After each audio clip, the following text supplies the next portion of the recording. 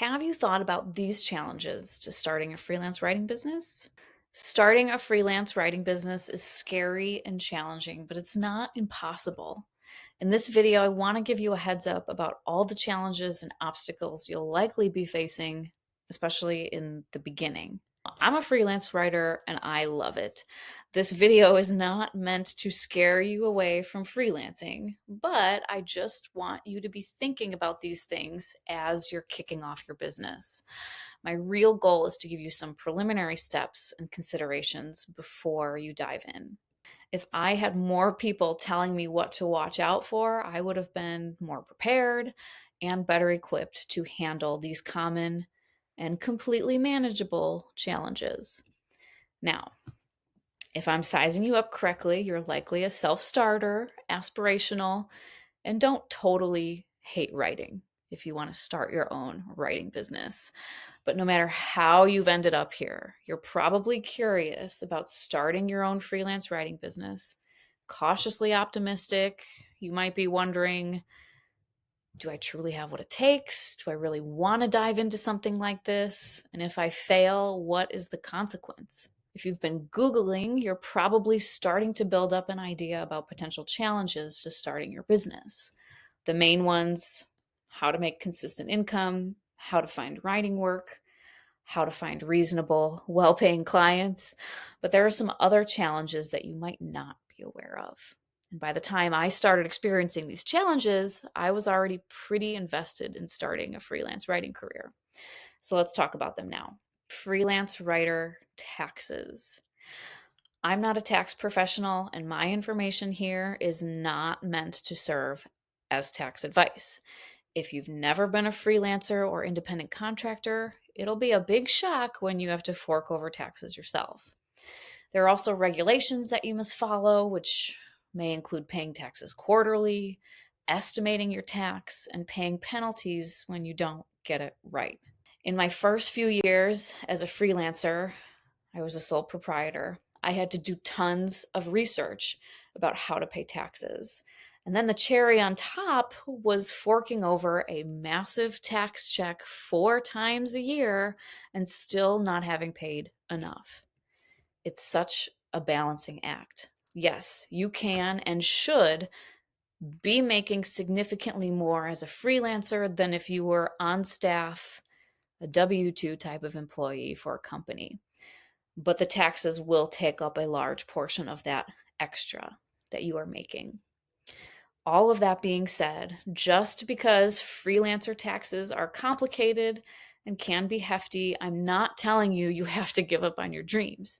I'm just making you aware that taxes should be front of mind when pricing your freelance writing services. Another challenge: low conversion rates for cold pitches.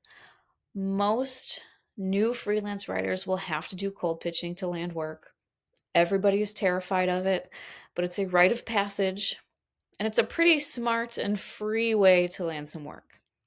Now, what most freelancers don't realize is that cold pitching generally gets low conversion rates, as in the number of people who actually become clients is small compared to how many cold pitches you have to send. Yes, you can learn how to craft amazing pitches. In fact, we have a blog post that teaches you how to write cold pitches for your writing services. Learning how to write a great cold pitch will boost your conversion rates, but don't be surprised if you feel like you're getting nowhere with cold pitching. Cold pitching has a huge learning curve and it takes tons of practice. And sure, there might be people who get really high conversion rates by cold pitching, but that's not very common. So, my advice about cold pitching: learn everything you can about cold pitching. Practice, send out hundreds of pitches. You'll need to send a high volume of pitches in order to get that 1 to 4% conversion of them becoming your clients. For example, if you send out 100 cold pitches, then hopefully 1 to 4 of them will lead to client work. But then you'll probably need more clients as time goes on, so you have to keep pitching, and you have to keep pitching in high volumes. If you already tried cold pitching and you haven't achieved that consistent 1 to 4% conversion rate, I'd strongly suggest investing in cold pitching training, which we offer through the Ambitious Writer Society, by the way. Freelance platform fees. It can be confusing for a new freelance writer. Some people encourage you to use freelance platforms like Upwork and Fiverr, and other people tell you to steer clear of them. I've been a longtime member of the Upwork community. However, I've now developed a love-hate relationship with it, especially since they've significantly revised their fee structures so that everyone is paying more. When I started on Upwork in 2017, everyone paid service fees that came out of what clients were paying you. Now, Upwork has monthly memberships, limited free plans, and you have to sometimes pay to send a proposal, even if it doesn't land you work. So things have shifted a little bit. Freelance platform fees initially seem all bad. However, I've had some great big clients from the platform, so I do appreciate that. And I still continue to use Upwork to some extent today in my work. However, if you're just starting out in your writing business, keep an eye on how much you're spending on freelancer platforms. I'd give yourself about 3 months and then reassess if what you're spending is worth the income you're making from that platform.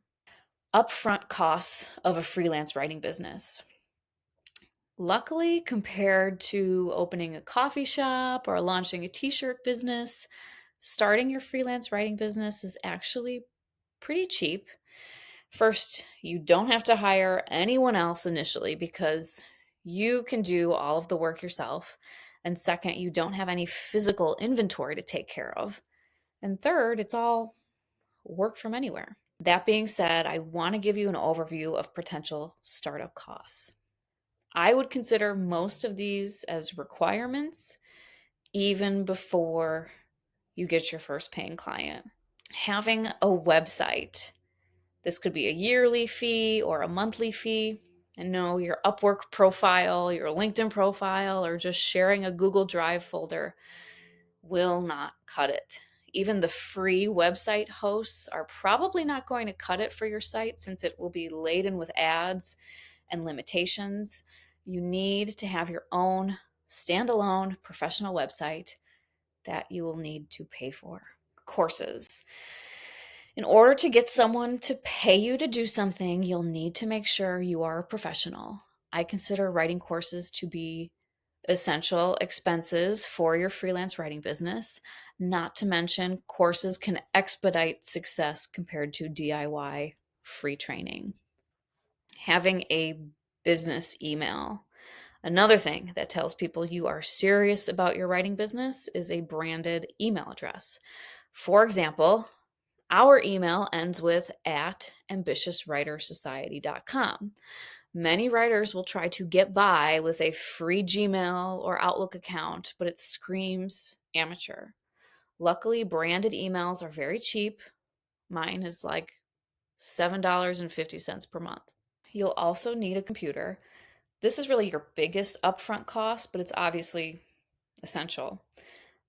My advice is to splurge on a computer in order to get the features you want, such as faster memory and more storage.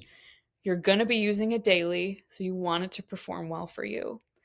Could you get by just using your phone? Barely.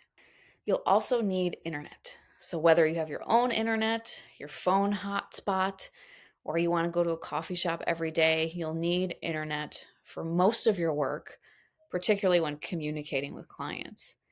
And remember when we talked about freelance writer taxes? You may be able to claim these expenses as write-offs, but again, I'm not a tax professional. You need to consult a tax professional on that. There's also another challenge, which is a learning curve for everything as a new business owner.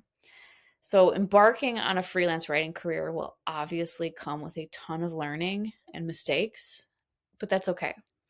Just a heads up, I want to give you some things you'll have to learn, a list of them, either on your own or with some help. So what do you have to learn as you're starting your freelance writing business? The ins and outs of starting a website.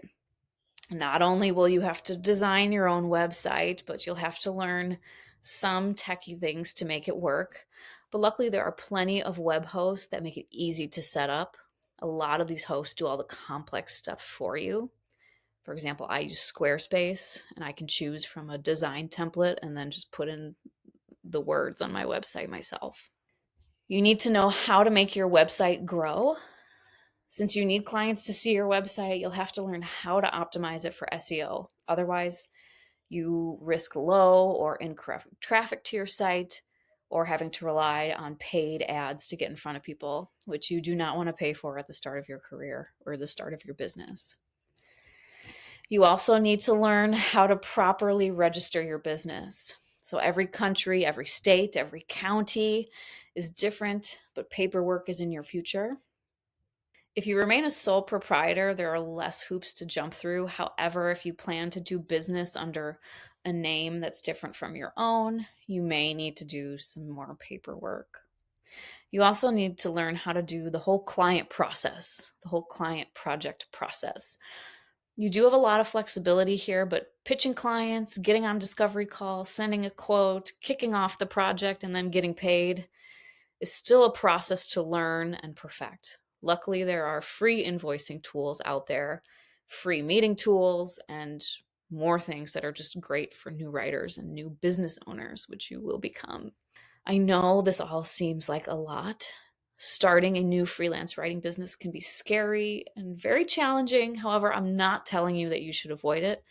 I've been a freelance writer since 2017 and I'm still really loving it. So it's still an awesome thing to get into, but it's not easy, but it's not impossible.